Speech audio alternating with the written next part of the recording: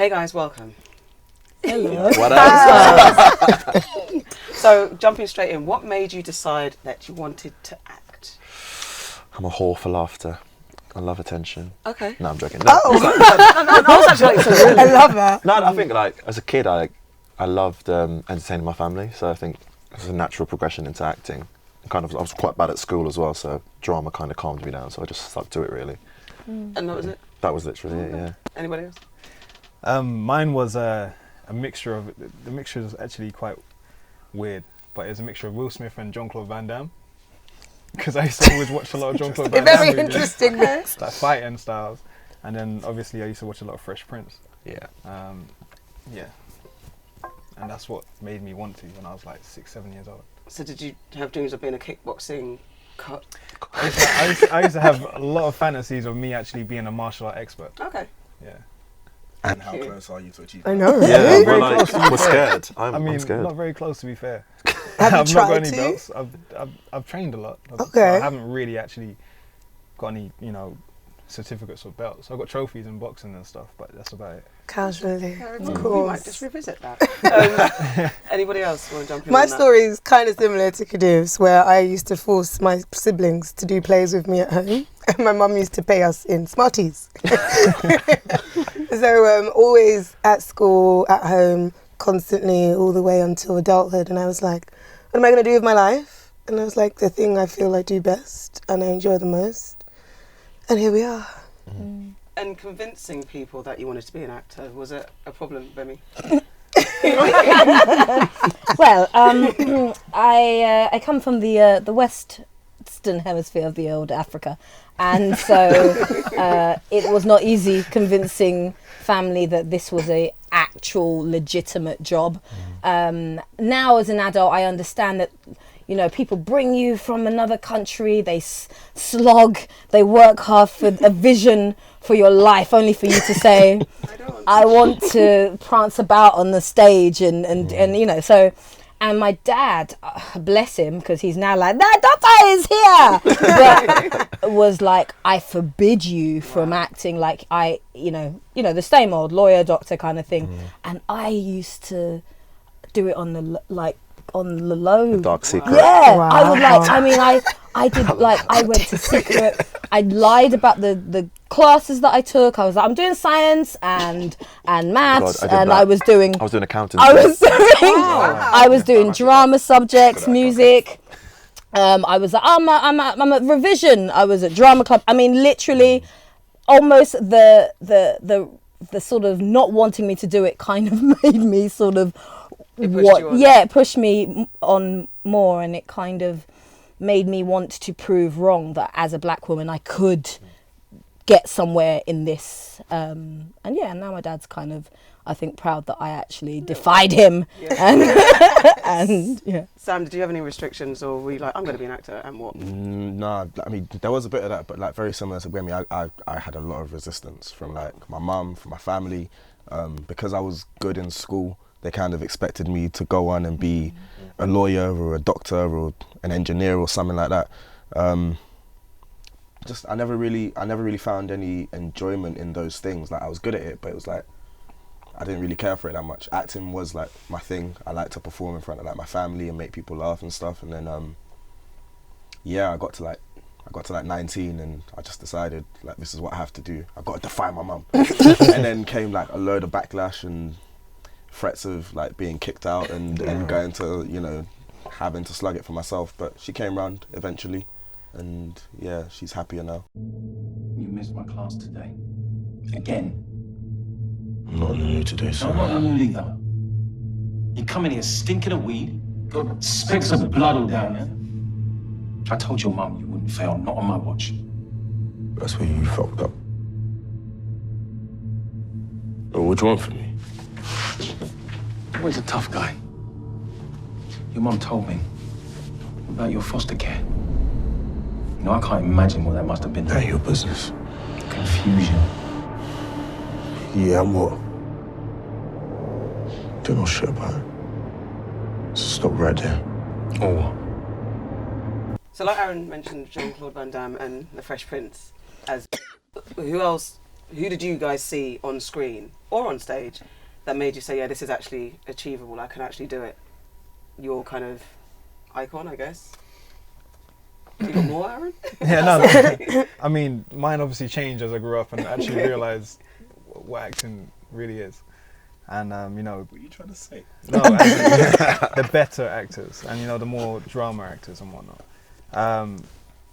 But yeah, there's some English actors that really inspired me, like Mel Amin. It really inspired me when I was younger. I was about 16, 17. And I remember him showing me his highlight reel before he went to America. And it had like chase scenes of him in a bill and stuff, and it was sick. It was proper sick. And yeah, that really let me know I can do this. I can really actually achieve what I want to achieve. Anyone else? Everyone else, actually. What does that mean, Weruche? This is going to sound really bad, but I've completely forgotten the name of... We'll help you. So, she played Tina Turner. Angela Bassett. Oh my God, I forgot Angela Bassett's name. I know. It happens, under This is what pressure. I was dying inside when Aaron was talking. I was like, come on. I remember watching her as Tina Turner, and it was a moment where I was like, this is amazing, because I obviously knew she wasn't Tina Turner, but she did such an incredible performance, and she was so into it, and I was like, this is an actual thing. This is a skill, and I want that kind of thing. But I guess it's just stuck in the back of my head. It's kind of always been there, but that's like the youngest I can remember thinking this is an actual thing. That you want to Acting, do. yeah. I think it was like Damon Wayans and like Jada Pinkett Smith, like watching films like Low Down Dirty Shame or like Set It Off, or I was like, rah, I want to do that. And they were just incredible, and they still are, to be fair, but yeah, it was like those, yeah. Mine's a bit left field, but there's this actor from Nigeria called Babasuwe. Okay. He's like a comedian, and I used to watch a lot of Yoruba film growing up, like with my grandma, and like he was my guy. Like I loved him so much. He always made me laugh, and yeah, I feel like he had a command of the screen in a very like interesting way. Growing up, obviously, you start to see like more things. British actors was Adrian Lester when I first saw him in Hustle, and I was watching it religiously like back in school times, and I was like, this guy's sick. Yeah. I think growing up, random influences, but I think one that sort of I still hold to this day is Whoopi Goldberg. Okay. And just how she was able to go from sort of funny to then she would do this tour de force in like The Colour Purple or something, and I would just think I just loved her, and I just loved that that she didn't fit into this sort of box of what Hollywood deemed as this beautiful blonde white whatever it's supposed to be now. I just thought I looked at her and I thought I see myself in her, and to this day I do. I still do. So in terms of holding on to that, but I had really lots of male influences. Like I was like Robert De Niro, Al Pacino, you know, those are my guys. I was really sort of like, into those kinds of artists sort of growing up. Do you guys have a scene that you would recite in the mirror and kind of go over pretending you were that character? Oh, Terminator 2, Linda Hamilton. Okay. And she was like, I know the day it happened. August the 12th, 19 something. It's going to be pretty real to you too. Anybody not wearing a 2 billion sunblock's going to have a bad day. Get it? And yeah, I could quote the whole thing. But I just love Linda Hamilton in Terminator. I just thought she was so badass. Oh. Did anyone, and you've got to act it out. Let me set this in. Nobody. No. I see it in your eyes, Sam. I don't have one. I actually don't have one. No. I mean, I remember watching a lot of Fresh Prince as well, and just like copying everything Will Smith was doing, even like down to the way he wore his hats. Remember when he was wearing like sideways hats for a long time? So yeah, I could probably do that, but I'm not gonna do it. trying to get this out of you. So like, okay, so obviously you've now decided you're going to be actors and stuff. Best and worst. No, let's start with the worst actually, because it'll be quite funny. Your audition experience, going for your first audition, what was that like? And when you look back on it, do you see where you kind of went wrong, or did you get your first audition and it was perfect? I think my first audition was perfect. I didn't get a job. Yeah. But nailed it. But I nailed it. I left there feeling like I've done an amazing job. Okay. And I guess it was just the novelty as well of actually having my first audition Yeah. and being like, this is actually happening. And I went in there and it was for a site-specific piece for The Fringe. I think it was at Soho Theatre, and the writer was there as well. So it was almost like a workshop one, but it was just me and her. And there was a lot of physical stuff involved, and I was like, oh, what's this? And I was getting into it. But I guess I just left, and I was just really happy and that I was actually doing it. And I actually I think I did a fantastic job, and I didn't care that I didn't get the job. I did actually, I'm gonna lie. Obviously, it was like, I should have got that. But I came out and I was like, wow, this is incredible. And so I think it was one of those moments that made me feel like this is what I need to do in life. Yeah. Oh God, I auditioned I think I was 17. I went to an open call for a musical called Daddy Cool. Okay, yeah. But the casting director Is that the one with Harvey? Harvey. Yeah. Yeah, I think he was there, and then he went to the West End. But then I auditioned for went to an open casting in Manchester, and I got a recall for The Lion King because it was the same casting director. I was like, that's not the show I want to be in. Like, okay, but then from there, I got quite far down, and she was just like, you need to go drama school. And that particular casting director stayed in touch, and she was the one that actually made me go, you probably need to do this properly if you're going to do it. And that's what led me to drama school. So my first audition, though I didn't get it, it kind of led me to acting properly. Okay, that makes sense. Having trained and stuff. Yeah.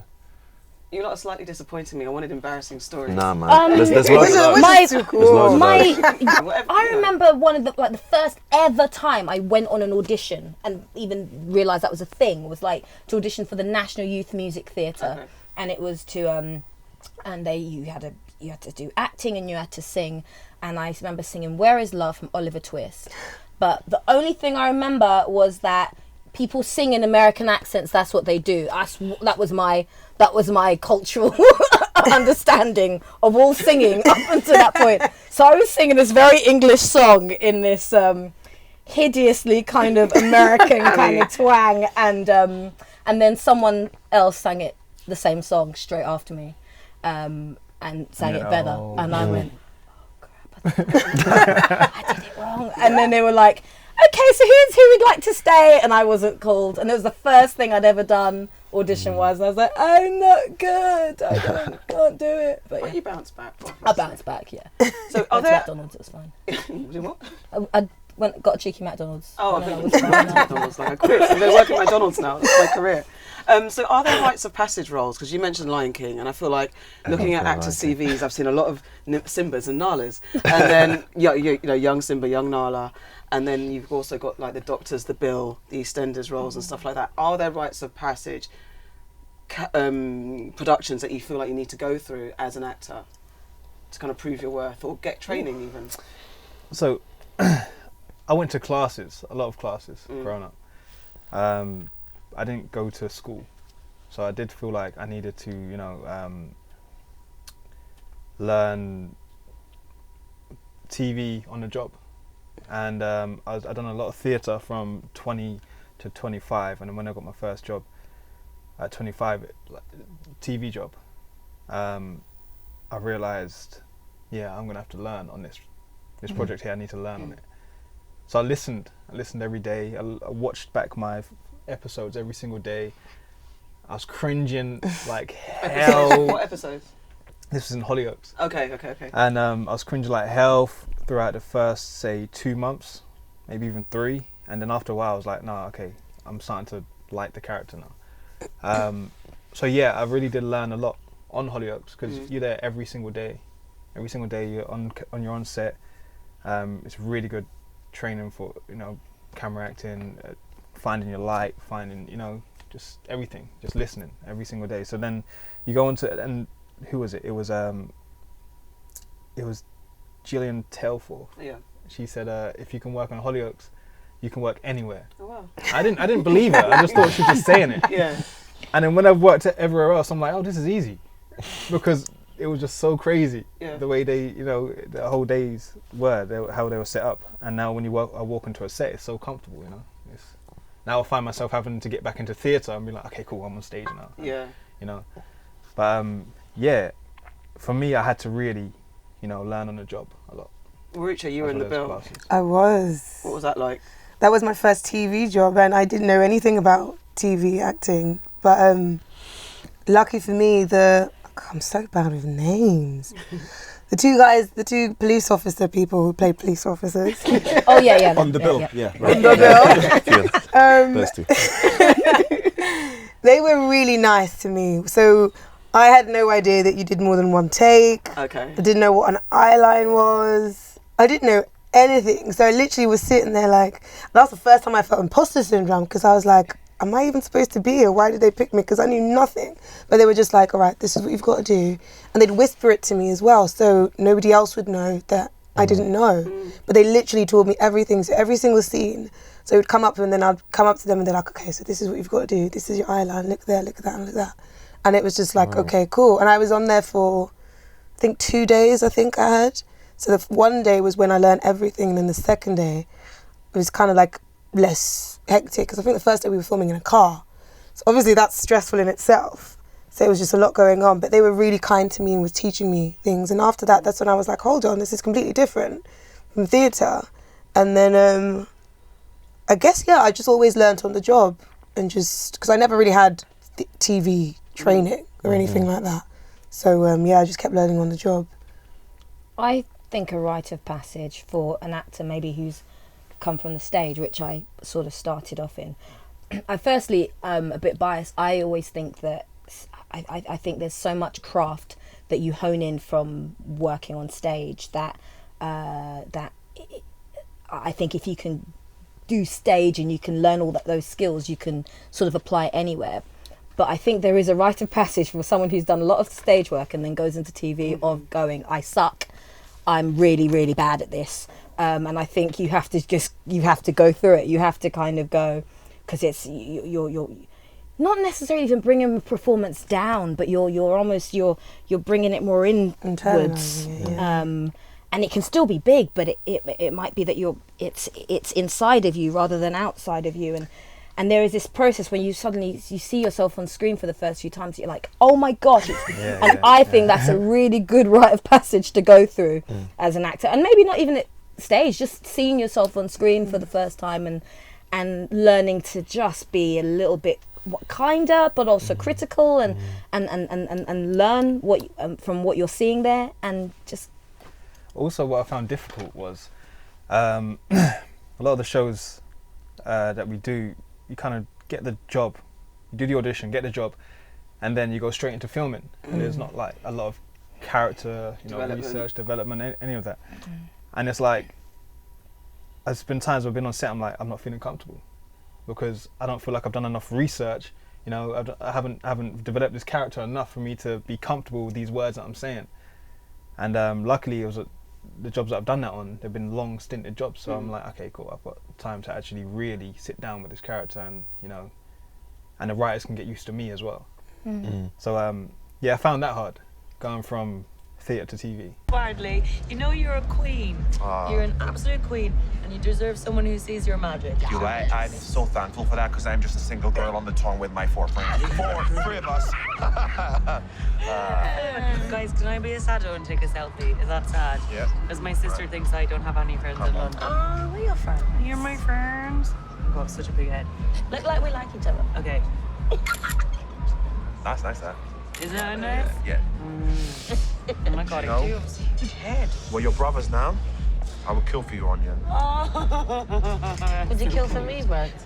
I'd barely commit minor fraud for you, Poppy. So are we saying that British actors get the best training? Contrary to what some people... Just sip my tea. I'm asking. I do think we've got great training. I definitely do. I think, but you can see that with, the mass exodus of people going to America and becoming successful. And you know. But Americans would say, you're cheaper.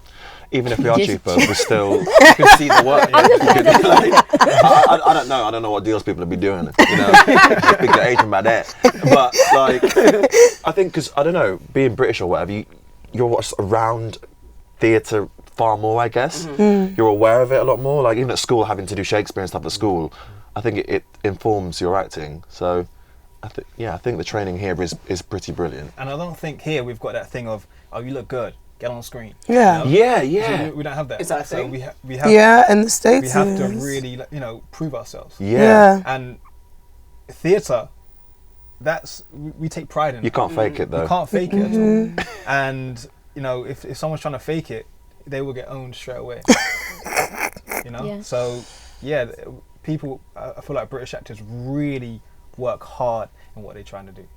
I think we do. I mean, again, I'm biased. I think we have great training.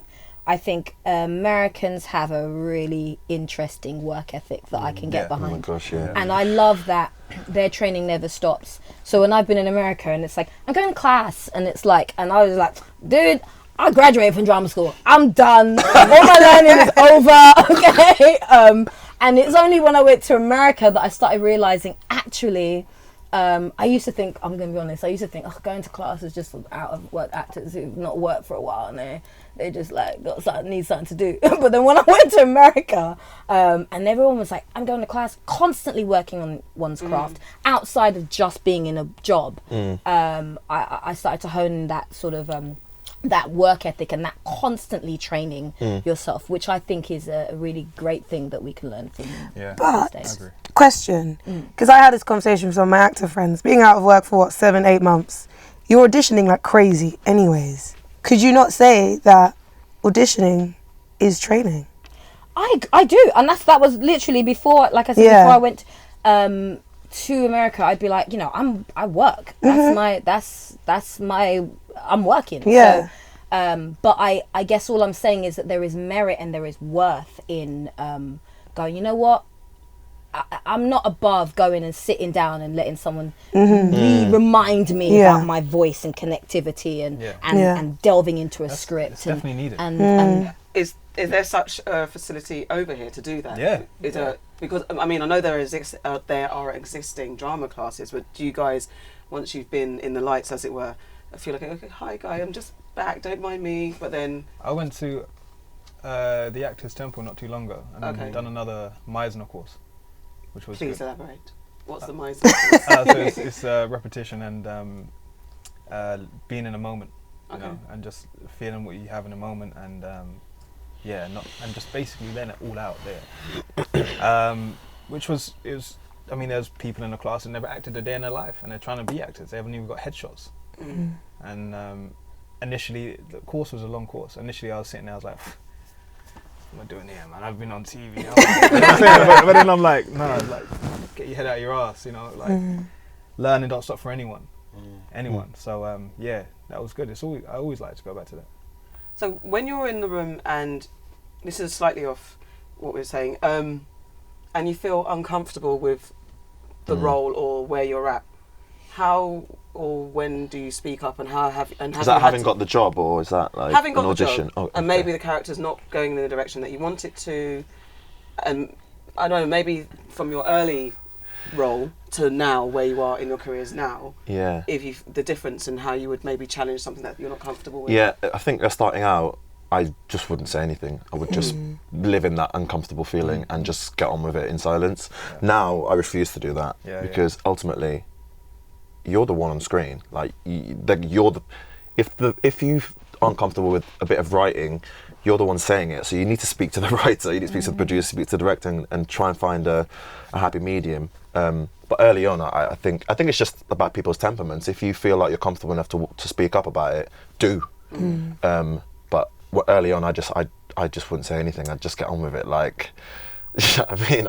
It's fine. I really appreciate this job. I don't want to be like too big for my boots. I don't want to, quite massa. But now I'm like, I own this house, so you need to make sure that. That's actually really good advice because I haven't done a lot of film. Kadiff has done. I don't know about Yeah, you've done a lot of film. Yeah, so Kadiff's done a lot of film, right?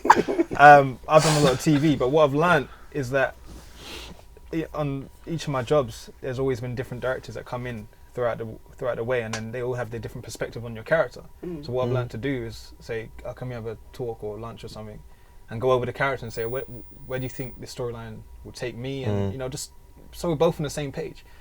Because there's been times before where I'm like, "All right, cool, new director, I get on set, doing your lines," and he's like, "No, I think it should be, you know, more like this one." I'm like, "But you clearly don't understand the character then." And then that puts my back up, because as actors we're, you know, I'm very delicate when it comes to things like, "Are you trying to call me shit?" You know what I'm saying? So I was like, I've been working my arse off.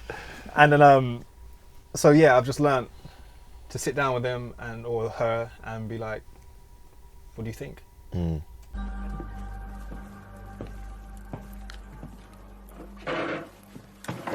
It's Tobin, is it? Commander Spears. Oh, no. Not anymore, and understandably so. Although, if whispers are to be believed, it sounds as though you have claimed that title. Is there something I can do for you? Yes, there is. I need to get out of here, and I cannot do that while the outpost is under siege. So, Commander, what are you doing to break it?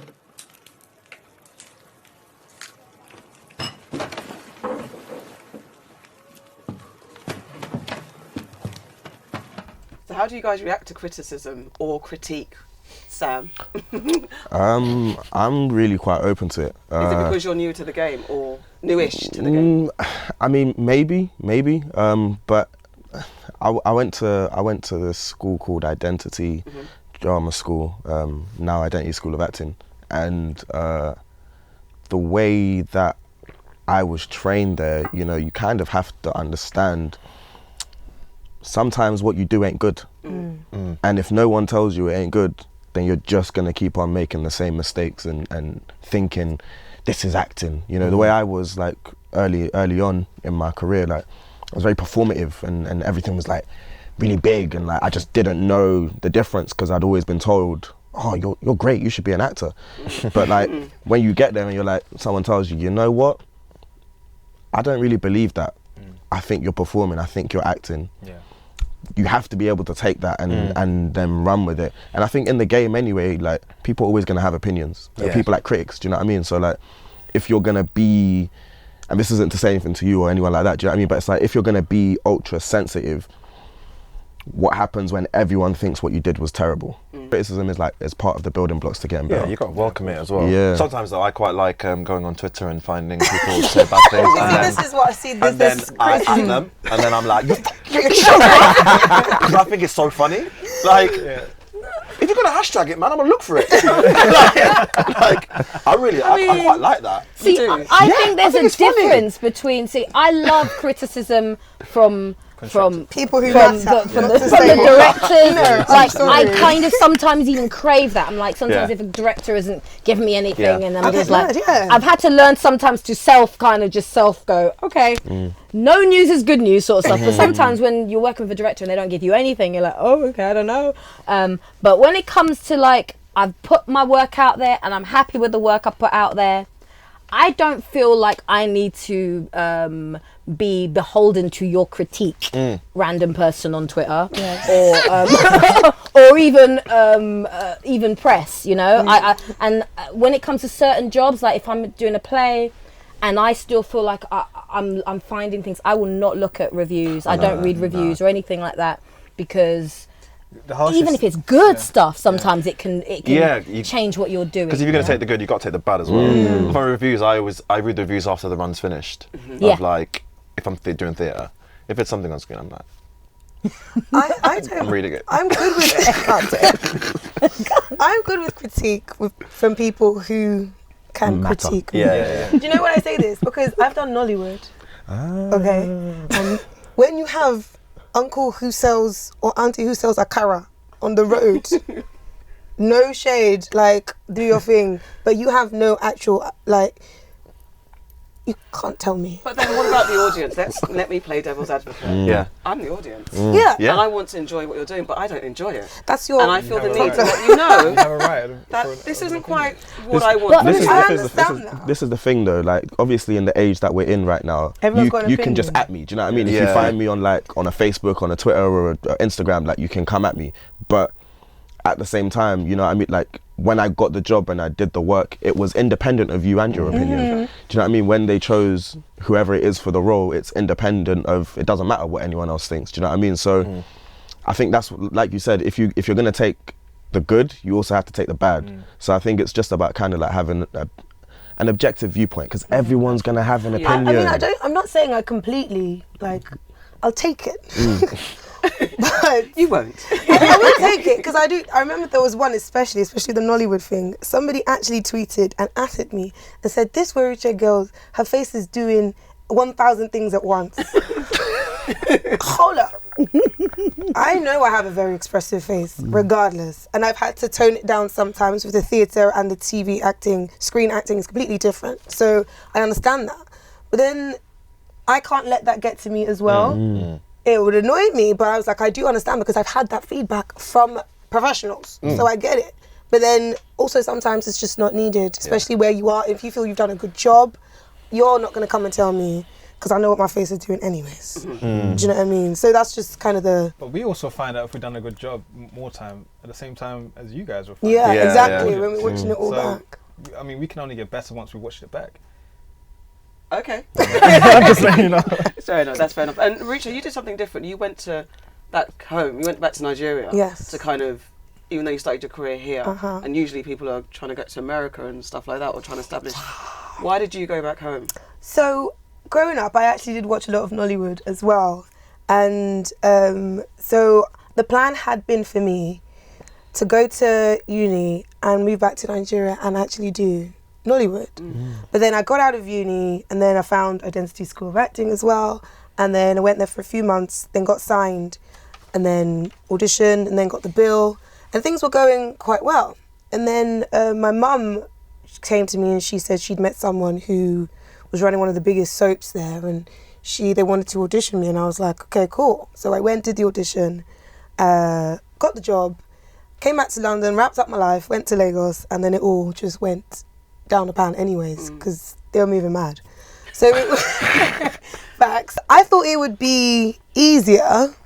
Yeah, I thought it would be easier for me because I've had the not formal, kind of informal training and going back there. And when I got there, I thought it'd be easy, but then I found there was a lot of business going on there. So I did try, I was out there for a year and a half, and I tried to do some stuff, didn't get as far as I thought I would. And then I felt that I needed to come back and work on my craft, because I didn't want to end up being a Nollywood, the bad Nollywood before. And I will say that because everything's changed now. People are getting training and people are doing good stuff now. But I felt like, I needed to come back. And this is part of obviously the people, British actors being trained properly. I felt I needed some more training. Take the money. Take the money. Stop it. Thank you. Why are you paying Mark back anyway? Just take it out of his rent. Mark doesn't pay rent. He doesn't live with me, you know that? The last time I was at your place, Mark was playing PS4 in his boxes. He apologised. I definitely saw a ball bag. You know that's the first sign of abuse, right? Nah, he's not abusing me. He's abusing your space. If we don't have anywhere to do yoga, we will explode. He better not be in that chair today. Whatever, Mello. He knows we're coming, so relax. All right. So how do you guys stay on top of your game with this in mind, that the jobs come and go, like it's a hard industry to crack, and also Sam, you're a Screen International Star of Tomorrow. I mean, it's these are accolades and titles that help progress your career. So what do you guys do in regards to how do you stay on top of things? I just watch other people. Okay. I go see a lot of theatre. I see maybe twice a week I go to the theatre and I just watch a lot of people. I think you can learn so much from just watching other actors. Bad, good, indifferent. I think just seeing how other people attack the process and how they get their characters. You know, I think it's really good to just watch other people. But is it pressure? Watching other people, pressure in trying to maintain and be relevant. Is there such a thing about being a relevant actor? I don't worry about that. I don't feel the pressure in terms of relevance. I always know that, you know, when a role is for me, and I can feel it. So when I go into the audition, I'm like, okay, yeah, this is right up my street. And so yeah, I do what Kadiff does as well. I watch other people. I watch myself on screen. Make sure I don't commit the same mistakes as I once did, or I could do something better. You know. Yeah, that's what I do. I love stories. I always say, rather more than an actor, I'm a storyteller. So I love stories. So I love dissecting story and seeing the arc of a story, because I think there are similarities between how a writer approaches a script and sort of breaks down character, and how an actor goes on that similar journey. I think so. I like to write. I love to watch something and kind of just dissect what's great about that. I think comedy is a really great way of seeing how story and how they've sort of dissected something. So I love to analyze stuff and rip it apart. I love being in projects like TV or something, or a film, or where there's an amazing actor. And I worked with one recently. He might be sitting across from me. Yeah, I'm gonna get on.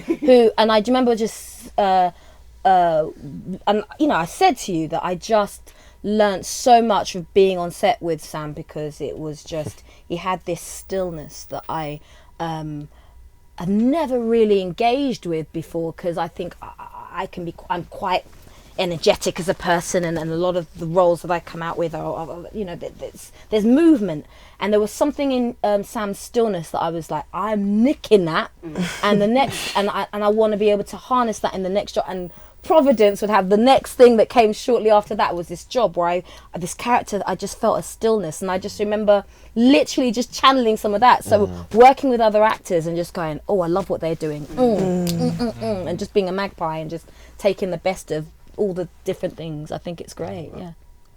Were you going to say something? No. I like that.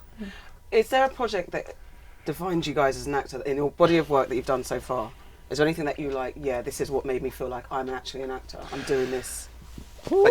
I did a play called Home at the National Theatre in 2 years in a row, in 2014, 2015, no, 13 and 14, and I met Michaela Cole there. We both like debuted at the National there together, and then like that production itself was like one of the things that I realised, God, this is really what I want to do. And then from there, it kind of, that's where all the rest of my work has come from. So I'd probably say it like that role, playing like a real person in a verbatim piece with a real voice, and meeting that person and having to take on the exact manifestation of that person and plopping it on stage, and the challenge of that, that was something I was really proud of. And to this day, I've still not really, although I'm really proud of my work, I think that's never had that feeling again, because the pressure of like playing someone else that's literally sat across from you, and they're like, nah, bruv, I wouldn't do that. And I'm there like, I went to Central School of Speech and Drama.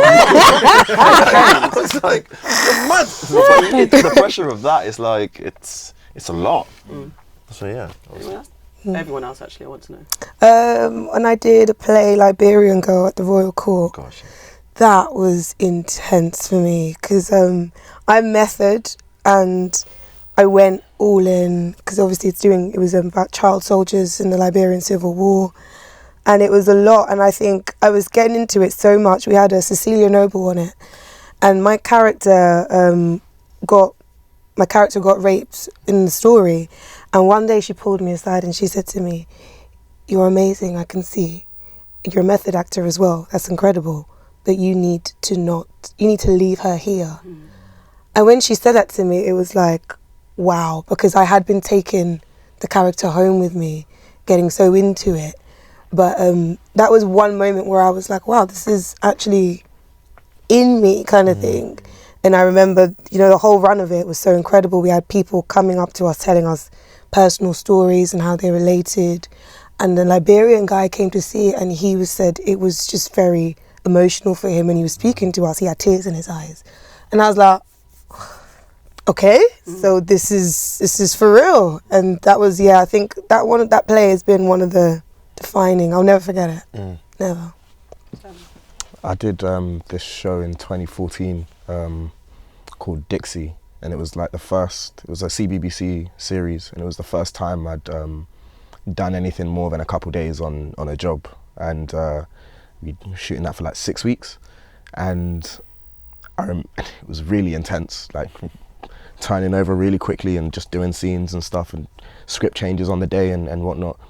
But I think that for me was my defining sort of moment as an actor, because up until then I'd really just thought like I'm just an imposter. All I'd done was like commercials, a couple days here and there.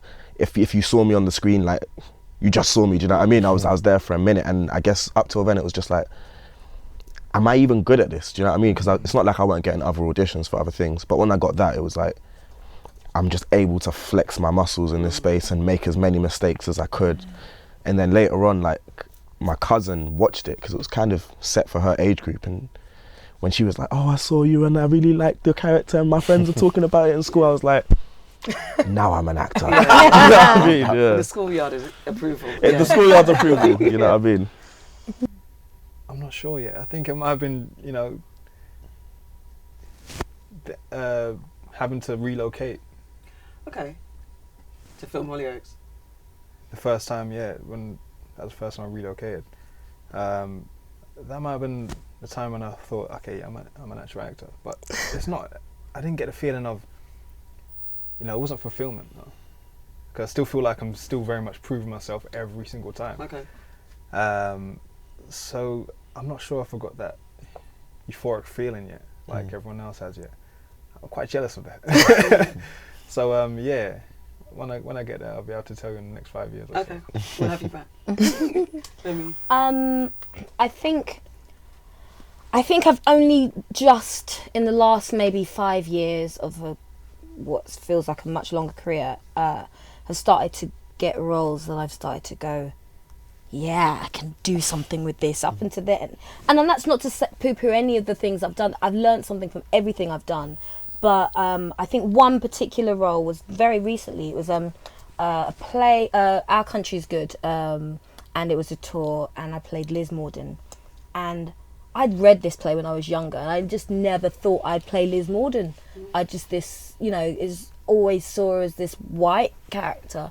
And so I got to play Liz Morden, and there's this speech where she's effectively speaking a sort of 17th, 18th century version of Cockney rhyming slang, and it's just so poetic and it's so visceral. And I got to do this speech, and it would roll off my tongue, and I would do it, and I would finish that speech and just think, I'm an actor, damn it! I've done and I would just love doing this speech every day, and I love that character.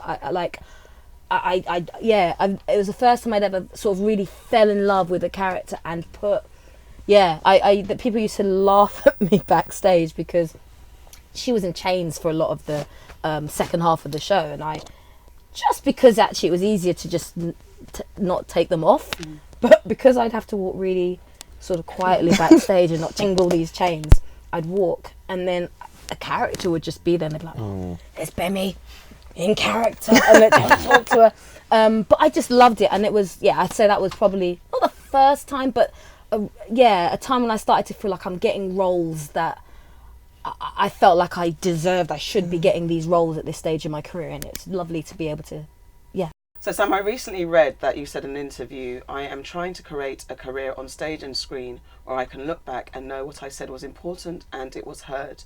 So how do you apply that to getting the roles you want and paying the bills?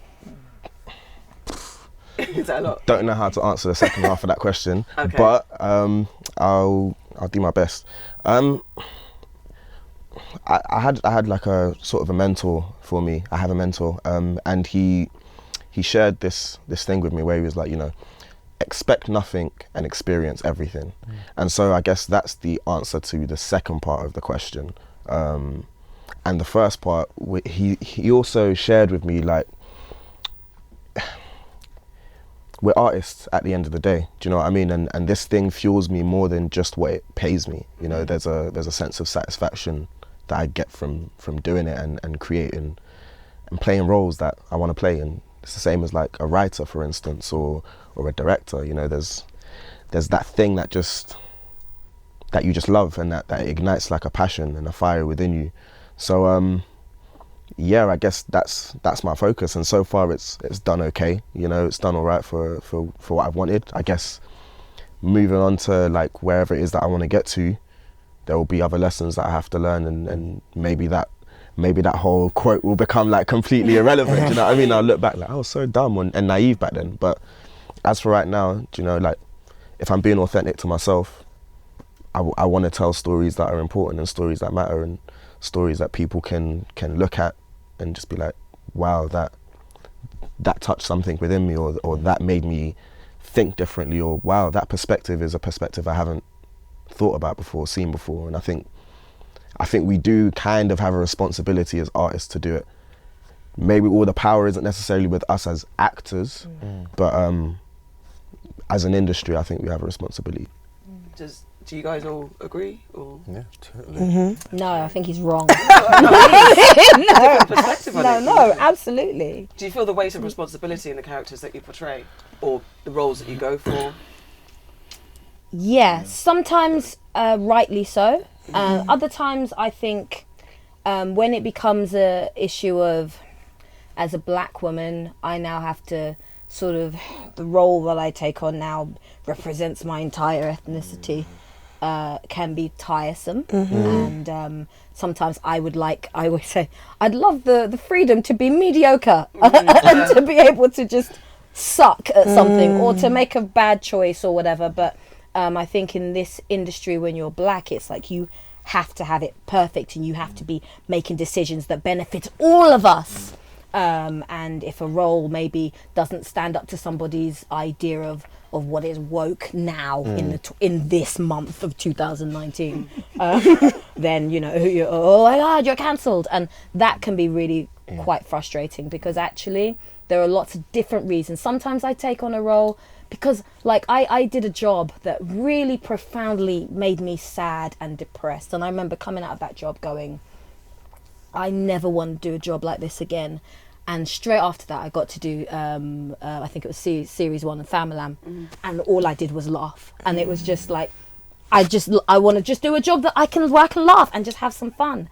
And that's just as important as having a job that, doing a job that where my voice is, where I'm speaking for, you know, for our race and our ethnicity, and, you know, and about really important things. Making people laugh is as important as making people cry, as challenging them, making them think. So I think I totally agree. I think there are just many facets to how we can engage like that. I mean, you play Sam's mum in The Last Tree, and your representation of a Nigerian mother who gave up her child to a white family to be fostered. Was there any hesitation about taking on that character, because it's portraying a story, one that hasn't been told before in the mainstream, and also the depiction of a Nigerian mother who gave up her child? Any kind of backlash from? See, if I take roles based on backlash, I wouldn't work. I just wouldn't. This, because I hadn't seen that story before, because it was so unique and interesting, was one of the reasons I really wanted to do that. I was so excited by by that script. I was so excited by that script. And Kadiff, you played Aaron in Chewing Gum? Yeah. And that was a non-stereotypical, he wasn't, you know, he wasn't like the hood boy from the estate. He was more comical, jovial, and maybe not even the entire full masculine kind of representation. Yeah. Was that something in the back of your mind why you gravitated towards Absolutely. that role? I get so much pleasure in taking those kind of roles. Like, there's certain things I just will not do anymore. And getting a part like Aaron in Chewing Gum, showing that, look, there's lots of black males out there who are in touch with their feelings, who are emotionally available and ready, and who are the ultimate feminists, and who are propelling themselves forward by how they treat everyone around them. So getting to play that in a comedy with a predominantly black cast set on an estate where it's not everyone shanking each other. I was like, hell, I'm taking this job. I will pay you to do this job. Like, I was like, absolutely. I mean, since then, you get the backlash of people going, oh, actually, we'd love you to play like, you know, like drug dealer number 5. And I'm like, speak to my agent. Like, there's just things that I won't do. Yeah. But getting those opportunities where you get a fully rounded character that's not going to be a stereotypical idea of what blackness is or black Londonness is, it's a gift. But, and again, that comes from someone writing their experience. You've got a black female writer writing her experience. I would love for other people who aren't ethnic to write a more rounded experience also. So what is going on in that world in regards to roles and opportunities? We're writing them ourselves. This is what's Is happening. that what it is? I don't want to give a bad press to people or whatever, but I feel if you write what you know a lot of the time, and for the success of things that have come out lately, especially that have been led or held by predominantly ethnic writers, it's there in the writing, because you feel the pain, you feel the laughter, because that person who's writing it has lived it to a certain extent. Yeah, I don't know what you feel about that, because also you write also, so. Yeah, I just think, who was it who said it? I can't remember which actress. It was just like, when people don't see themselves reflected in things, in culture, they go and create their own culture, and I think that's what's happening, and I think it's great, and I think what would be even greater is these stories and these things become more part of the mainstream. It's not just where this is the black thing, this is the black show, and this is the black writer. This is the writer, and they're black. Cool. Yeah. So whilst you're creating, in between those moments, getting a job, are there more opportunities you feel with this diversity moment? I would say so, yeah, definitely, yeah. I mean, I've seen the difference on set, especially with like the female presence on set, you know, working with female director, female producer, female writer, like female DOP, like, I think that kind of stuff's essential. Yeah. I find that it's weird because I never really realised that there weren't that many women on set until now. I think my first job all the heads of departments were women.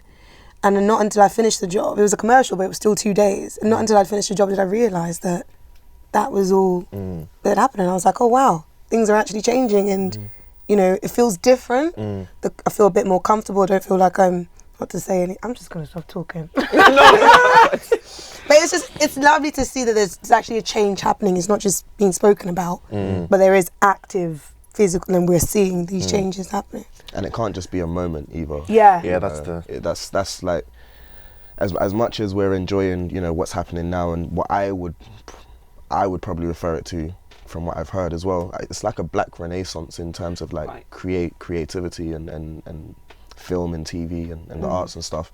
But it can't just be a moment. Do you know what I mean? It needs to be something that's long standing. And I think that means we have to go to the foundations and the roots of this whole industry and really try and affect it in that sort of way. Because I mean, yeah, we're on screen, but if we're not also writing, if there's no producers, if there's no DOPs, even like the best boy, the lighting guy, you know, like all the jobs, including crew, you know, if there's no balance there, then essentially you're just like, you're putting a plaster on it, and it's not really going to heal.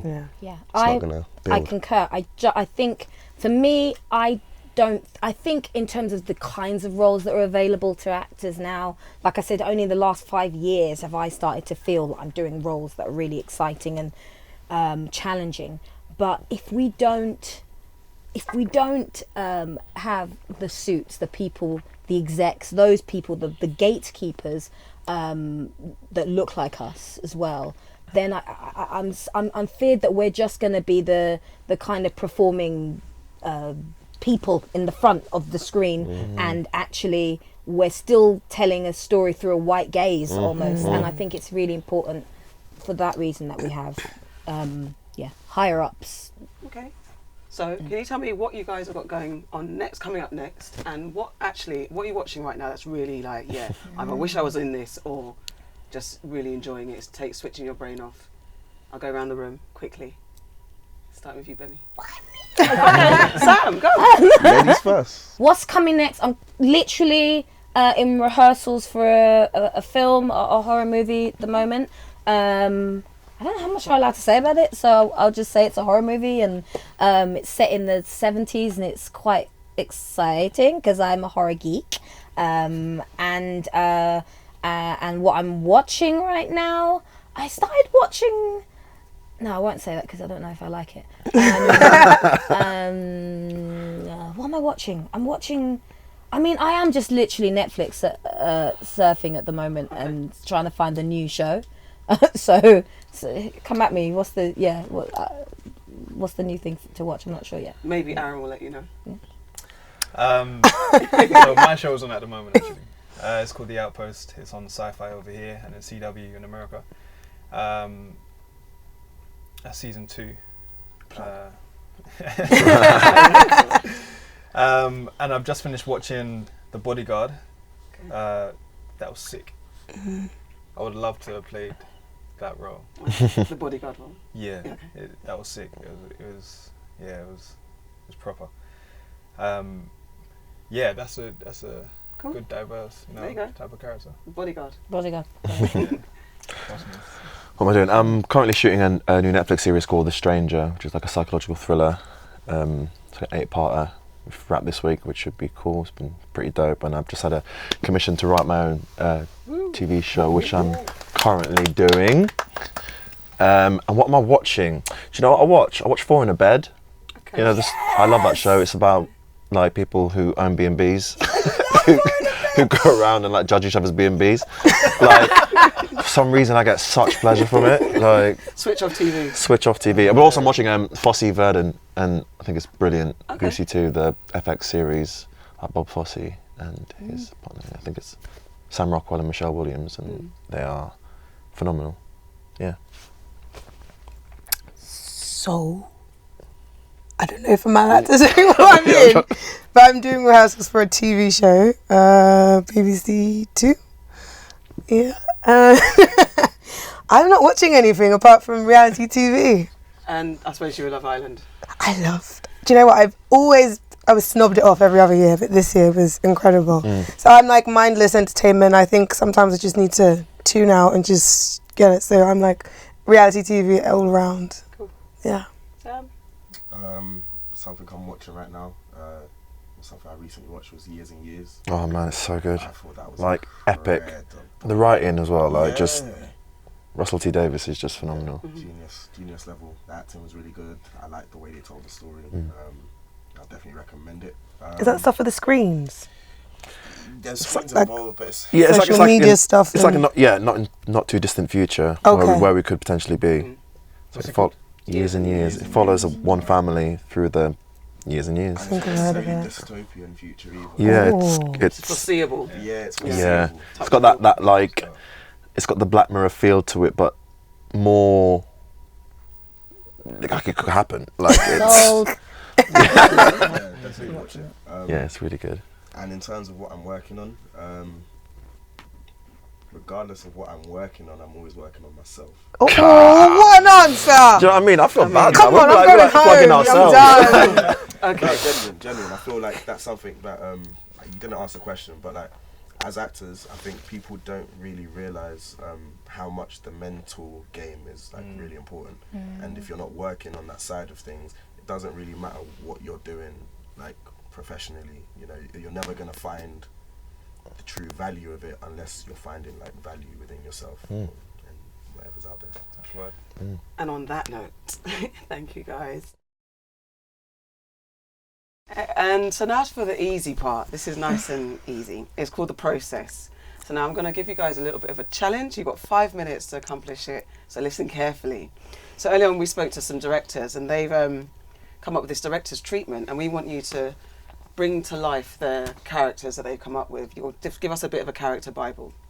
So this is what the 5-part series is about. It's a sci-fi period drama set in 1875 Trinidad and the parallel world of 2019 Brexit influenced London, right?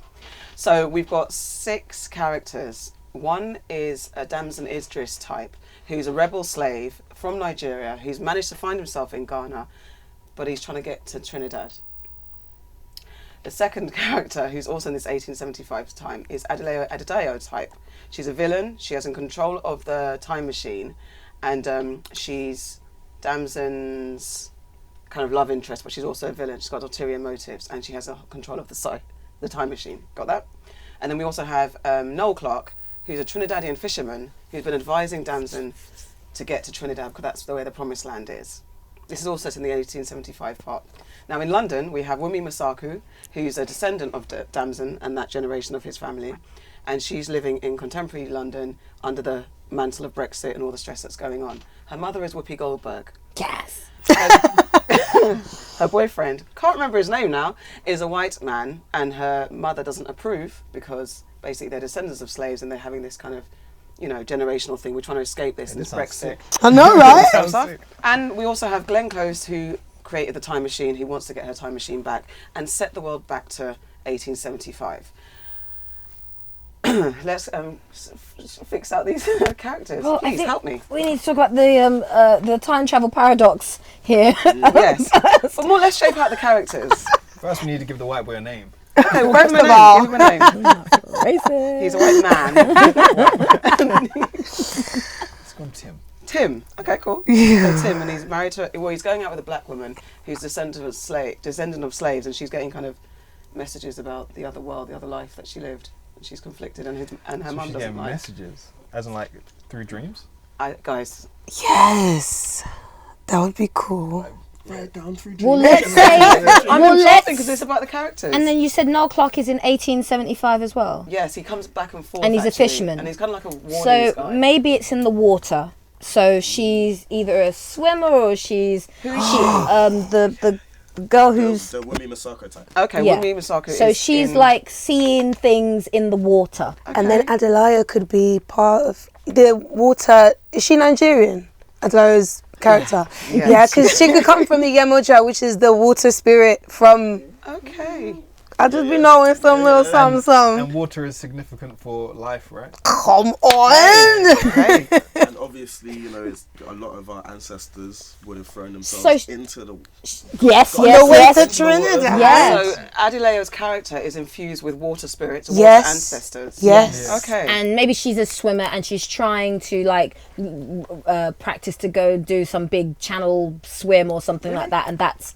Hold on, is Adelayo's character in 1875? No. Sorry, the modern day character. Wunmi's character. Yeah. Yes. So Wunmi's that's how character is the one- she's seeing things that are going on, and she's seeing in the water. Every time she trains. Modern day character, maybe they're being raised in a gentrified area, Okay.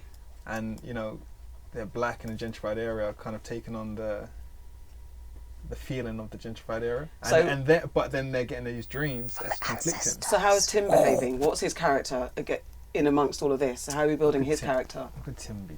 Because you called him Could be Tim. the savior. Tim's a white savior. No. Okay. It's a joke.